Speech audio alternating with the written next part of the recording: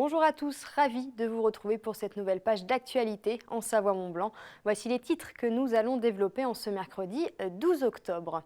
L'université Savoie-Mont-Blanc dans la tourmente, 803 étudiants du département des sports dénoncent la situation alarmante.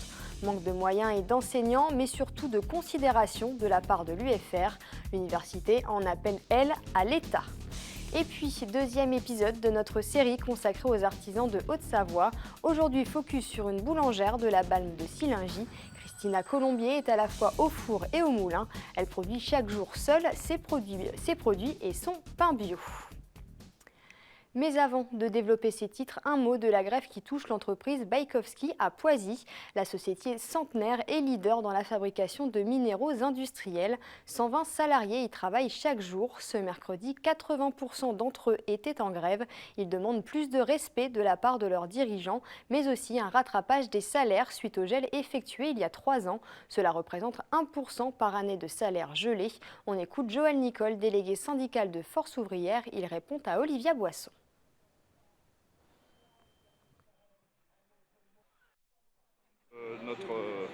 Notre élite hiérarchique se prend en prime, donc les gens l'acceptent très mal et c'est mal perçu, surtout qu'au mois de juin ils nous annonçaient qu'en fin d'année ils n'avaient aucune visibilité sur tout ça, donc les gens postés avaient été mis en journée, travailler en journée, créer des groupes de travail, refaire des formations. Continue, mais tout ça avec tout le temps, toutes les années, c'est le même discours. C'est pression sur l'emploi. On ne peut rien garantir, on n'a aucune garantie à nommer. Donc, vraiment un discours, un dialogue qui est négatif envers le personnel. Toutes les années, le chiffre d'affaires augmente. Les dividendes augmentent au sein du groupe, reversés aux actionnaires. Et maintenant, le personnel exprime vraiment son mécontentement et surtout le mépris qu'il leur est apporté. Et à noter que le mouvement est reconduit à jeudi. Les délégués syndicaux attendent toujours des nouvelles de leurs dirigeants.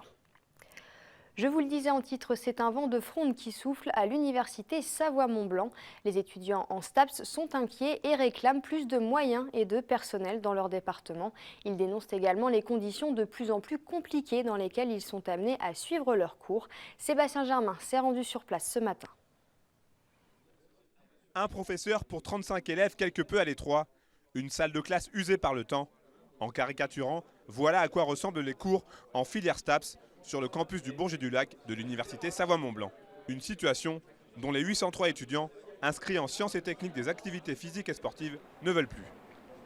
On s'est mis en tête qu'il fallait vraiment que ça arrête parce que la situation en STAPS n'est plus possible depuis quelques années. Et là, c'est peut-être la goutte d'eau qui fait déborder le vase, quoi. Donc c'est pour ça qu'on a communiqué et qu'on est ici. La filière STAPS de l'USMB est aujourd'hui victime de son succès. Chaque année, de plus en plus d'étudiants souhaitent intégrer la structure savoyarde. Symbole de ce phénomène de surpopulation, l'amphithéâtre 25, qui a bien du mal à accueillir tout le monde depuis le début de l'année scolaire. Les étudiants en L1 STAPS étaient donc 280. L'amphithéâtre, il a une capacité de 220 places. Il y avait l'amphi qui était plein ici et une partie de la promotion qui était dans une salle à côté pour suivre le cours en visioconférence. Et le problème, c'est qu'au début, ça n'a pas du tout marché. Donc il y avait des problèmes de transmission. Et ça a pu marcher au bout d'au moins 2 semaines. Un chiffre pour résumer cette situation presque ubuesque. Il y a aujourd'hui 17 professeurs titulaires pour plus de 800 étudiants en STAPS. Chiffre auquel il faut ajouter une centaine d'enseignants vacataires qui assurent plus de 50% des cours. En représailles à ces problèmes, les 17 professeurs titulaires ont décidé de cesser tout travail administratif jusqu'à nouvel ordre. Les étudiants ont donc sollicité la présidence pour la création d'au moins 2 postes. La direction de l'université, si elle comprend l'inquiétude des élèves et des professeurs, en appelle directement à l'État pour débloquer des moyens. L'État est notre principal financeur et aujourd'hui la situation est telle que nous pouvons avoir de plus en plus d'étudiants. Notre dotation n'augmentera pas en conséquence et ne nous permettra pas d'embaucher de nouveaux personnels. Étudiants et direction ont prévu de se rencontrer en fin de semaine pour tenter de trouver une sortie de crise à ce qui ressemble de plus en plus à une impasse. On parle économie à présent. Le nombre de résidents français travaillant en Suisse ne cesse d'augmenter depuis le début des années 2000 et les accords bilatéraux. Un constat confirmé par l'Observatoire statistique transfrontalier. Ce mardi, il a publié une étude sur la structuration du bassin franco-genevois par les flux domicile-travail. Une nouvelle base de travail destinée aux élus locaux. Le but, mieux répondre aux nouveaux enjeux du territoire. Emmanuel Jaude nous en dit plus. Chaque jour, on dénombre près de 100 000 véhicules qui effectuent leur trajet domicile-travail entre le bassin franco-genevois et la Suisse. Des flux qui ont une forte tendance à s'intensifier. En effet, entre 2007 et 2012, on estime que ce nombre de navetteurs a progressé de 4,7% chaque année. Des chiffres publiés ce mardi et qui visent à mieux se rendre compte de la réalité des flux de main-d'œuvre dans cette zone. Alors l'étude elle a été lancée du coup il y a à peu près un an et donc elle est parue au mois de juillet dernier. Et c'est une étude qui porte du coup sur les déplacements, le déplacement des habitants du bassin franco-genevois de leur domicile vers leur lieu de travail. Alors on n'a pas les moyens de le mesurer de manière plus fraîche. Néanmoins, les tendances qu'on observe sur la période 2007-2012 ont débuté déjà au début des années 2000 et on est sur un phénomène de continuité qui se poursuit depuis l'entrée en vigueur des accords bilatéraux. Donc on est sur des tendances d'assez long terme, donc on peut supposer que ces flux ne vont pas cesser à l'avenir. En effet, la quasi-totalité des actifs de la région Auvergne-Rhône-Alpes travaillant en Suisse réside entre les zones du Genevois français, du Chablais, de la vallée de l'Arve et d'Annecy. Et c'est précisément au cœur de ces territoires que l'étude était la plus attendue. Ce sur quoi on travaille, et c'est dans la suite logique, alors il y a déjà un diagnostic qui est simple, c'est qu'aux heures de pointe, l'espace public est insuffisant pour que tout le monde puisse se déplacer. Donc il faut que dans nos déplacements, on utilise des modes de transport qui consomment moins d'espace public. Donc aujourd'hui, quand on se déplace en voiture, on utilise 5 mètres carrés. Quand on se déplace en covoiturage, on utilise déjà 2 fois moins. Quand on se déplace en transport en commun, on utilise beaucoup moins. Quand on se déplace à pied, à vélo, tous ces modes de transport utilisent moins d'espace public et contribuent à désengorger la voie publique aux heures de pointe et contribuent à ce que tout le monde puissent mieux se déplacer, y compris ceux qui n'ont pas le choix et qui sont obligés de se déplacer en voiture. Entre 2007 et 2012, la population active du Genevois français a donc augmenté de 15%. C'est donc une adaptation nécessaire passant par les transports en commun qui est à l'étude, marquant ainsi le début d'une toute nouvelle phase d'expansion transfrontalière. Comme tous les ans, le comparateur de séjour au ski sort son baromètre pour l'hiver. Après avoir étudié une cinquantaine de sites, ce dernier a noté une augmentation moyenne de 5,2% sur l'ensemble des stations françaises. Et c'est dans les Alpes du Nord que cette hausse est la plus forte. Pour autant, c'est la semaine de Noël qui devrait être très intéressante avec de nombreuses offres comportant 2 nuits supplémentaires chez la plupart des hébergeurs.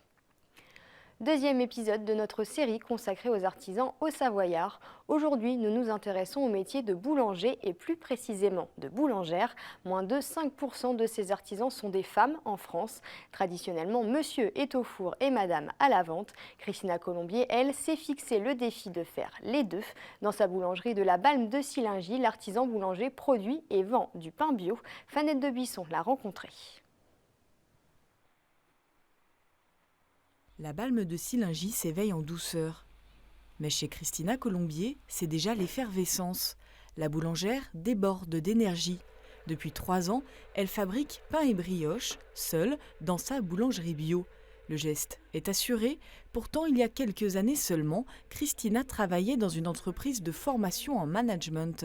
À force d'accompagner le rêve des autres, la jeune femme a un jour décidé de réaliser le sien. Dans la reconversion, en fait, se sentir utile, oui. J'ai découvert ce qu'on pouvait faire et ce qu'on pouvait ressentir par cette création au niveau des mains.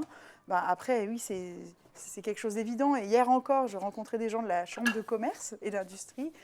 Et je leur dis non, moi je ne suis pas commerçante, je suis artisan. C'est avant tout artisan. Voilà, je transforme. Voilà, j'ai besoin de ce contact, même s'il impose des fois de se lever plus tôt que les autres.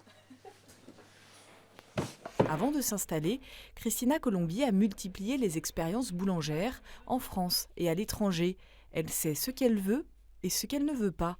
Sa production est 100% bio et raisonnée. Donc l'idée, voilà, c'est de produire selon la demande et la consommation, de ne pas surproduire.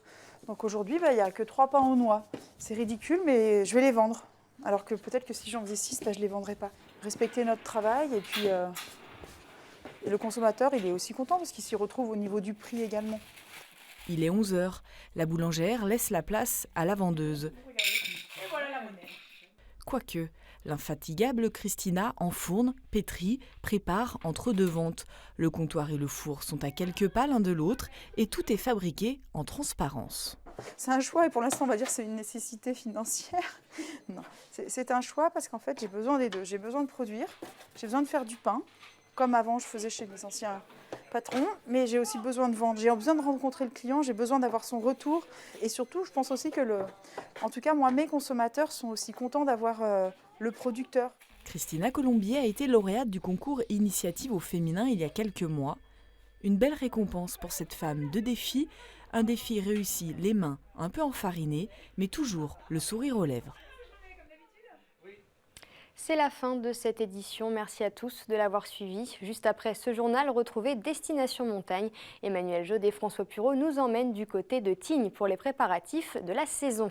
N'oubliez pas non plus notre site internet 8montblanc.fr. Belle soirée et à demain pour encore plus d'actu en Savoie-Mont-Blanc.